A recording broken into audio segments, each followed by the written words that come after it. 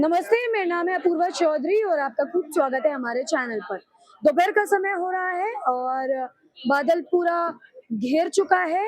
तकरीबन 14 दिन हो चुके हैं और सरकार अभी तक इनकी मांगों को पूरा नहीं कर रही है और आशंका शायद कहीं ना कहीं ये है कि सरकार सुन ले आने वाले दिनों में, लेकिन अभी फिलहाल इस पर मुझे नहीं लगता है कि कोई भी एक्शन लिया गया है।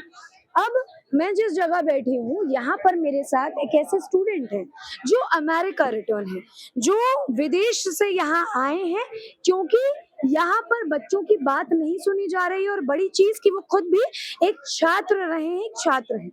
तो मैं उनसे बात करूंगी और उनके आसपास भी यहाँ बहुत सारे स्टूडेंट्स हैं, गार्जियन हैं, महिलाएं हैं, तो कोशिश करेंगे थोड़ी थोड़ी बात सबसे करें और वो क्या कह रहे हैं उसको सुने। तो आइए बात करते हैं। क्या नाम हो आपका? मेरा नाम मैडम डॉक्टर जयदेव कुमार महतो है। ठीक है। डॉक्टर साहब, अमेरिका से कब आया? मैं 2024 में आया था। ठीक मैं है। 2022 में वहाँ पे गया हुआ ठीक है, 2024 में आप आए थे। तो यहाँ आने का बड़ा कारण क्या था? देखिए, चूंकि नो डाउट मैंने अपनी जो पीएचडी थे आईआईटी धनबाद से किया था। उसके बाद मैं वहाँ पे पोस्ट डॉक्टरेट करने के लिए गया था। पोस्ट डॉक्टरेट करने के बाद मैं वहाँ पे research foundation state university of New York में as a research scientist job कर रहा था। तो कहीं ना कहीं मेरे जो आदर्श है, मेरे जो आइडियल है, डॉक्टर एपीजे अब्दुल कलाम और अटल बिहारी वाजपेयी जी है, उनसे मैंने सीखा है कि अगर मेरे एजुकेशन, मेरे अगर गांव, मेरे देश, मेरे राज्य के काम नहीं आ पाए, फिर इट्स वर्थलेस। तो कहीं ना कहीं मेरे गांव में स्कार्सिटी की, बहुत वाटर स्कार्सिटी की कमी है और मैं एक वाटर साइंटिस्ट हूँ। दूसरा नंबर, चूंकि मैं झारखंड जैसे स्टेट से पढ़ा हूँ और झारखंड में एजुकेशन की बहुत ही कमी है, स्पेशली यहाँ पे लोग फाइनेंशियल रिसोर्स की कमी के कारण पढ़ना छोड़ देते हैं। मैं भी एक गरीब परिवार से था, लेकिन मैंने सारी पढ़ाई स्कॉलरशिप से की। तो मेरा वहाँ से वापस आने का रीजन ये था कि मैं अपने गाँव में जो ड्रिंकिंग वाटर के मतलब सप्लाई सिस्टम शुरू करा सकूँ और दूसरा नंबर यहाँ के बच्चों को सपोर्ट कर सकूँ so that they can go for the higher education. ठीक है, ये बताइए, देखिए आप क्योंकि काम भी करते हैं, इंजीनियर भी हैं और आपने अपने राज्य का सोचा, लेकिन डॉक्टर साहब सरकार नहीं सोच रही है। सरकार अभी भी इनकी बातों को, इनकी मांगों को नहीं मांग रहे। क्या कहेंगे बतौर स्टूडेंट भी, और क्योंकि आप एक वेल सेटल्ड व्यक्ति हैं, एक अच्छे पद पर हैं, क्या कहेंगे सरकार को क्या करना चाहिए और अगर नहीं सुनती है तो स्टूडेंट्स को क्या करना चाहिए? देखिए ma'am, all we need a crystal clear system, tamper proof system. एक ऐसा सिस्टम बने, झारखंड में नहीं बल्कि इंडिया में एक ऐसा सिस्टम बने जिसमें पब्लिक और सिस्टम के बीच में कोई ना हो। जो पब्लिक और सिस्टम के बीच में जब कोई आ जाता है तो करप्शन शुरू हो जाता है और उसी करप्शन का शिकार आप यहाँ पे छात्रों को देख रहे हैं। ये कोई और छात्र नहीं है मैडम, हमारा झारखंड 2000 में अलग हुआ था और जितने बच्चे उसमें पैदा हुए आज 25 साल के जेनजी हैं, ये सारे बच्चे यहाँ पे हैं। झारखंड के अलग होने के बाद इसका ग्रोथ ऊपर जाना चाहिए था, लेकिन झारखंड के अलग होने के बाद इसका ग्रोथ नीचे जा रहा है। आप नीति आयोग का डेटा उठा के देख लीजिए, 42% पॉपुलेशन यहाँ पे गरीबी रेखा के नीचे है, जबकि झारखंड का पूरे इंडिया में 40% मिनरल्स हम यहाँ से देते हैं। आप नीति आयोग का रिपोर्ट उठा के देख लीजिए, 48% पॉपुलेशन यहाँ पे माल न्यूट्रिशन का शिकार है। तो कहीं ना कहीं हम सारे लोग जो हैं झारखंड के, ये जो आप यहाँ पे जो छात्र देख रहे हैं, आप जो यहाँ पे अभिभावक देख रहे हैं, यहाँ पे बहुत सारे टीचर्स आए हुए हैं, बहुत सारे डॉक्टर्स आए हुए हैं, बहुत सारे इंजीनियर्स आए हुए हैं, कहीं ना कहीं पूरा सिस्टम का मतलब करप्शन का शिकार है। और इस करप्शन का शिकार मैं भी रह चुका हूँ, क्योंकि जब मैं अमेरिका में था तो वेल डिसाइडेड था I will go back to my home town and I will serve for my country. तो उसी समय मैंने झारखंड के एक रेपुटेड यूनिवर्सिटी में, I just can not disclose the name of that university, तो मैं झारखंड के एक यूनिवर्सिटी में एज असिस्टेंट प्रोफेसर का मैंने इंटरव्यू दिया था। It beings 2 years, my result was not declared. I have written many mail to the vice chancellor of this particular university. I have written many mail to the department of Ministry of Education, but there is no response. The result क्यों छुपा रहे हो लोग? If I am not qualified, show it to me. You are not qualified. Same चीज हो रहा है यहाँ पे। मतलब 2 वर्ष हो गया है, आपका रिजल्ट अभी तक रिजल्ट मतलब पेंडिंग है मैम। और मैं चूंकि जेपीएससी का प्रोटेस्ट है तो मैं जेपीएससी का एस्पिरेंट भी 2 बार रह चुका हूँ। अच्छा। जब मैं मास्टर्स कर रहा था IIT BHU से, तब भी मैंने एक बार दिया था, उस समय भी करप्शन का शिकार हो गया। जब मैंने पीएचडी किया था अपना मतलब IIT धनबाद से, तब भी मैंने एक बार जेपीएससी दे चुका हूँ।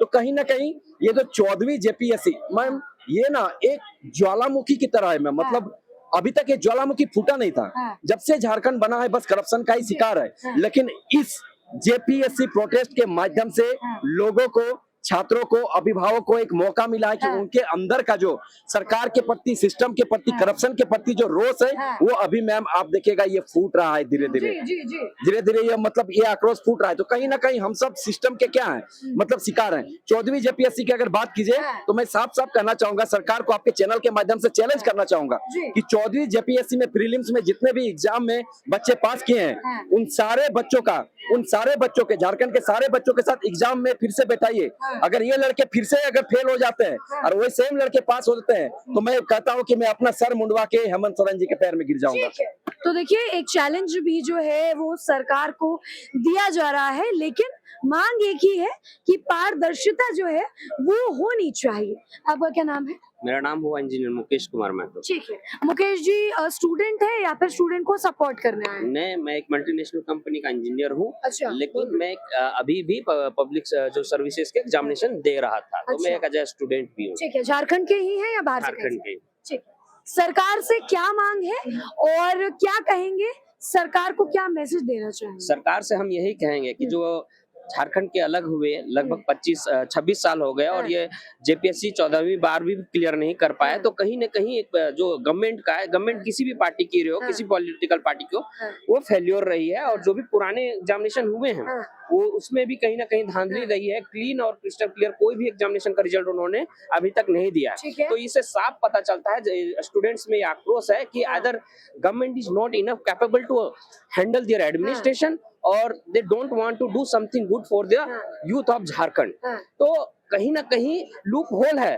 और जो सिर्फ एग्जामिनेशन की बात नहीं, सबसे बड़ी अगर सोचने की बात है, जिस एग्जामिनेशन के बाद जो पदाधिकारी बनाए जाएंगे जेपीएससी एग्जामिनेशन के बाद, चाहे वो राज्य लेवल पे डिप्यूटेड होंगे, डिस्ट्रिक्ट लेवल पे होंगे या ब्लॉक लेवल पे होंगे, सोचिए कि जो काबिल लोग हैं वो दर दर रोड में भटक रहे हैं और जो काबिल नहीं है वो सेटिंग गेटिंग से अगर उस पोजीशन तक पहुंचेंगे तो क्या उनमें कैपेबिलिटी है कि वो सारी चीजों को अच्छे से काम कर पाएंगे? वो एंट्री पॉइंट में ही वो इतना भ्रष्टाचार से लिप्त हैं, वहां पहुंचने के बाद तो उनके पास पावर भी आएगा, वो तो दुगुना और 10 गुना भ्रष्टाचार करेंगे। तो समझिए कि इस पूरे झारखंड को जड़ से दीमक की तरह खाए जा रहे हैं ये लोग, भ्रष्ट लोग। तो स्टूडेंट जो मेहनत कर रहे हैं रेगुलर, अब वो आक्रोशित हैं और उनके पास खोने के लिए अब कुछ नहीं है। 10-10 साल से घर से सब्जियां बेचकर उनकी माँ उनसे शहर से पढ़ाई करने के लिए भेजी है, 10 बाय 10 कमरे में रह रहे हैं, उन्होंने सब कुछ सेक्रीफाइस कर दिया और अंततः 5-5 साल बाद एग्जामिनेशन हो रहे हैं और पेपर लीक हो रहे हैं, तो उनकी हिम्मत टूट रही है, फ्रस्ट्रेशन में जा रहे हैं, सुसाइड कर रहे हैं। तो we all people are standing with the student of Jharkhand, the youth of Jharkhand, we are supporting them. चाहे हम लोगों को सड़क पे लड़ना होगा, हमारे कुछ ऐसे हमारे लीडर्स हैं जो हमारे सपोर्ट में सदन में भी हमारे लिए आवाज उठा रहे हैं, तो हम लोग दिन रात संघर्ष कर रहे हैं और जब तक हमारी मांगे पूरी नहीं होगी हम लोग यही अनिश्चितकालीन कितना भी समय हो जाए। बिल्कुल। यहाँ पे हमारे बड़े भाई देवेंद्र दहाय महेंद्र मंडल हैं, यहाँ पे हमारे कुश महतो जी हैं, प्रेम नायक हैं, सब अनिश्चितकालीन भूख हड़ताल में बैठे हुए हैं और हम लोग उनका उत्साह ऊर्जा को बढ़ाने का काम कर रहे हैं, उनका हिम्मत देने का काम कर रहे हैं। ठीक है, हिम्मत देने का काम यहाँ पर स्टूडेंट्स तो कर ही रहे हैं, लेकिन एक बड़ी बात ये है जो मैं बार बार रिपीट कर रही हूँ कि 10 तारीख, क्योंकि धीरे धीरे 10 तारीख करीब आ रही है, तो बड़ी बात यहाँ ये कही गई है कि विधानसभा का घेराव किया जाएगा।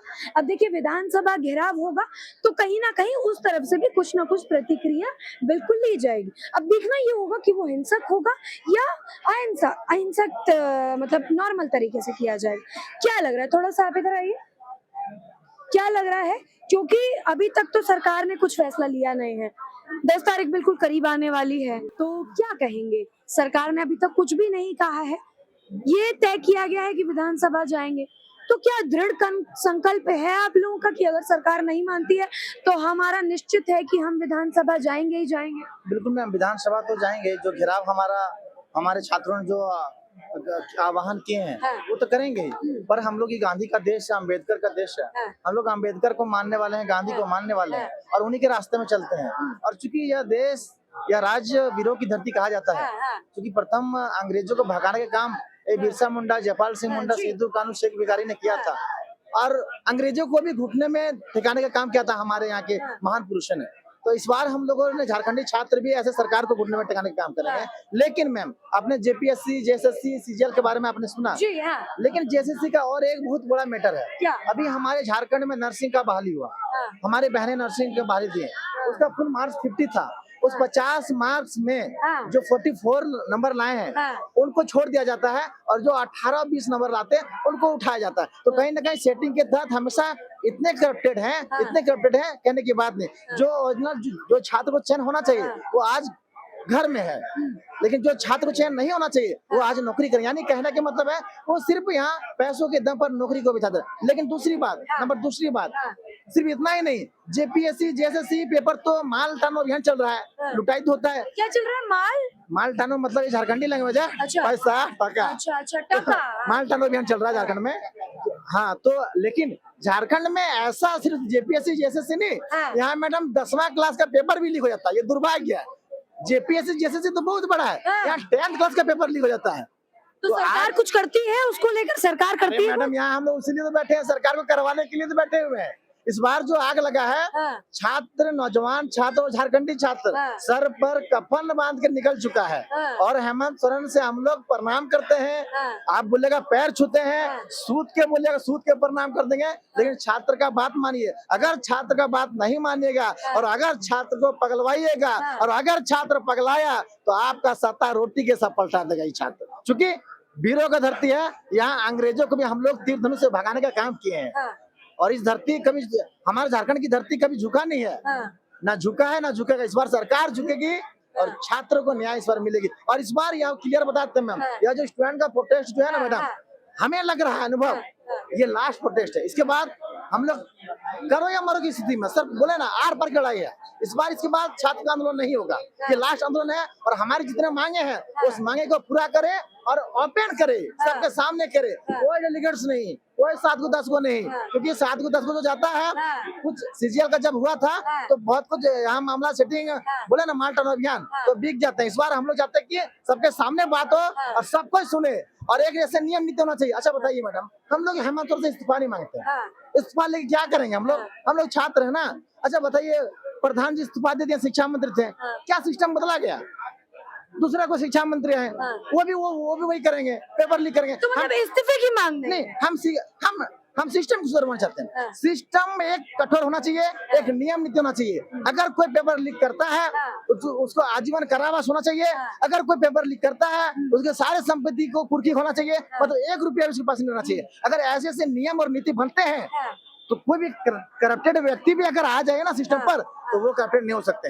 लेकिन सिस्टम को सुधारना चाहिए। अगर सिस्टम नहीं सुधरता तो हम लोग सुधारने के लिए यहाँ तैयार, झारखंडी छात्र कुर्सी खाली कीजिए। ठीक है, कह रहे हैं कि अगर नहीं सुधरेगा तो कहेंगे कुर्सी खाली कीजिए। अब एक महत्वपूर्ण चीज आपको बता दूं कि प्रोटेस्ट दिल्ली में भी हुआ, प्रोटेस्ट यहाँ भी हो रहा है, लेकिन यहाँ के प्रोटेस्ट को कहा जा रहा है कि पीसफुल प्रोटेस्ट है, सबसे शांति वाला प्रोटेस्ट है। ना तो यहाँ एंटी नेशनल नारे लग रहे हैं, ना हिंदू मुस्लिम हो रहा है। जिस मुद्दे से ये प्रोटेस्ट शुरू हुआ था उसी मुद्दे पर अभी तक भी 14 दिन हो चुके हैं, ये प्रोटेस्ट उसी मुद्दे पर चल रहा है। क्या कहेंगे, क्या इस प्रोटेस्ट को उतना तवज्जो दिया जा रहा है, उतनी महत्वता दी जा रही है जितनी महत्वता दूसरे प्रोटेस्ट को दी जाती है, चाहे दिल्ली में हो चाहे कहीं और हो? लगता है आपको? हाँ, प्रोटेस्ट होना चाहिए। देखिए हम लोग जो है बच्चा का गार्जियन है। अच्छा। अभी बच्चे लोग को ऐसा नहीं छोड़ सकते हैं, हम लोग पीछे मतलब आप बच्चों के लिए आए हैं, आप बच्चों के साथ आए? हाँ, साथ हैं, बच्चों के साथ। ठीक है, देखिए एक चीज मैं आपको बता देना चाहती हूँ, क्योंकि प्रोटेस्ट लगातार होते रहते हैं, लेकिन झारखंड का जो प्रोटेस्ट है वो झारखंड को अलग इसलिए बनाता है क्योंकि यहाँ एक नाम दिया गया है कि प्रोटेस्ट पीसफुल प्रोटेस्ट है। क्यों है? क्योंकि आपने देखा होगा दिल्ली में जब प्रोटेस्ट हुआ तो वहां पर कुछ तत्व ऐसे आए जिन्होंने एंटी नेशनल नारे लगाए, जिन्होंने मुद्दा भटकाने की कोशिश की। लेकिन ये जो प्रोटेस्ट है ये अभी तक उसी मुद्दे पर, जेपीएससी, जेएसएससी में जो धांधली हुई उसी पर है, जो ये पारदर्शिता की मांग कर रहे हैं उसी पर है। तो और लोग हैं मेरे साथ, उनसे भी बात करूंगी। क्या नाम हुआ आपका? मेरा नाम दिनेश साहू है। ठीक है, साहू साहब कितने दिन से इस प्रोटेस्ट का हिस्सा है आप? मैं तो 29 तारीख से ही हूँ। अच्छा, मतलब जब से वहाँ से ये यहाँ पर शिफ्ट हुआ है। संविधान मार्च। ये बताइए साहू साहब, मुख्य मांगे क्या है आप लोगों की, जो मुख्य है, जो आप शॉर्ट में बता सकते हैं? देखिए, मुख्य मांग सबसे पहले तो ये है कि जो पीटी परीक्षा है, हाँ, इसमें धांधली हुई है, सरकार भी मानती है, इसमें कार्रवाई भी हो रही है, तो सबसे पहले तो इसको रद्द किया जाए।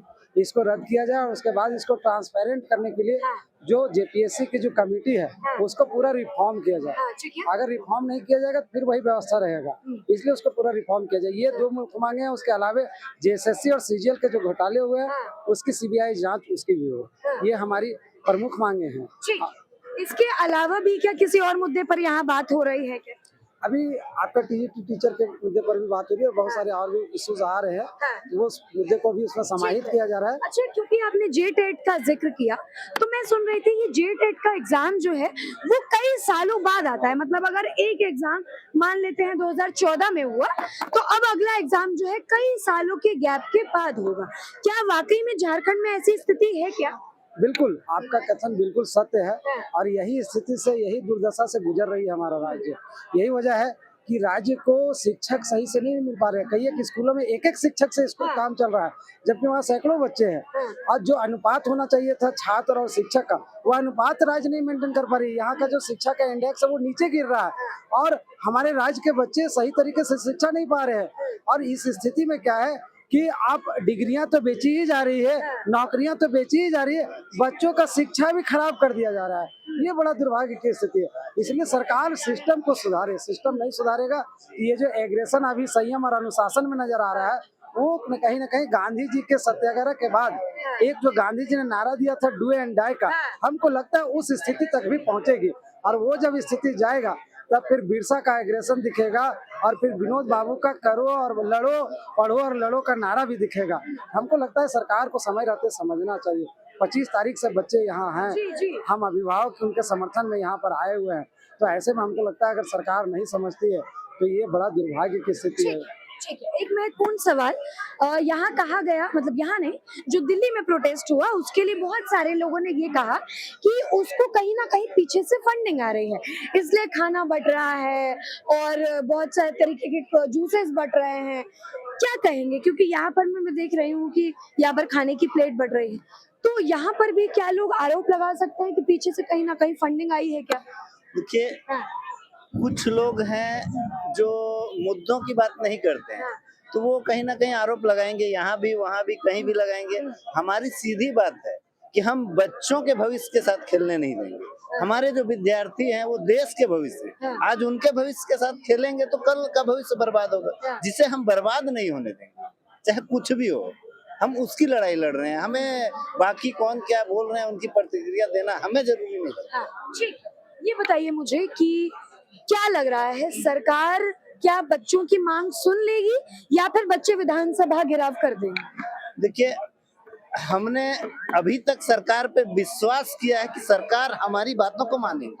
अगर हमारे अंदर ये विश्वास टूट जाए तो नेपाल इसका उदाहरण है, बांग्लादेश इनका उदाहरण है। हमारे छात्र अगर उग्र हो जाएं तो उदाहरण कई सारे पड़े हुए हैं। हम सब्र में हैं और हमें सरकार पे विश्वास है कि वो हमारी कामों को, जो हमारी मांगे हैं उन पर विचार करेगी, तभी आज हम शांति पूर्वक बैठे हुए हैं। ठीक है, तो मतलब ये शांतिपूर्ण तरीके से ही आप लोग आगे भी काम करेंगे? बिल्कुल, हमारा प्रयास रहेगा मैक्सिमम। हम सरकार कितना हमारी परीक्षाएं ले रही है तड़पाने का हमारे बच्चों को, वो हम देखना चाहते हैं। सरकार भी कितनी निर्लज है, उनकी निर्लजता को हम लोग देखना चाहते हैं। हम जब उग्र हुए तो फिर उनको कहीं का नहीं छोड़ेंगे, तब तक तो हमें देखना पड़ेगा। ठीक है। अच्छा देखिए, जंतर मंतर का जो प्रोटेस्ट हुआ वहाँ पर बहुत सारे राजनेता है, बड़ी बड़ी पार्टियों के लोग उस प्रोटेस्ट में उन्होंने शिरकत किया। क्या कहेंगे, इस प्रोटेस्ट में भी आप लोग किसी को आमंत्रित करना चाहते हैं, किसी को अपना स्टेज देना चाहते हैं? नहीं, आ रहे हैं, कैसे नहीं। कल ही हमारे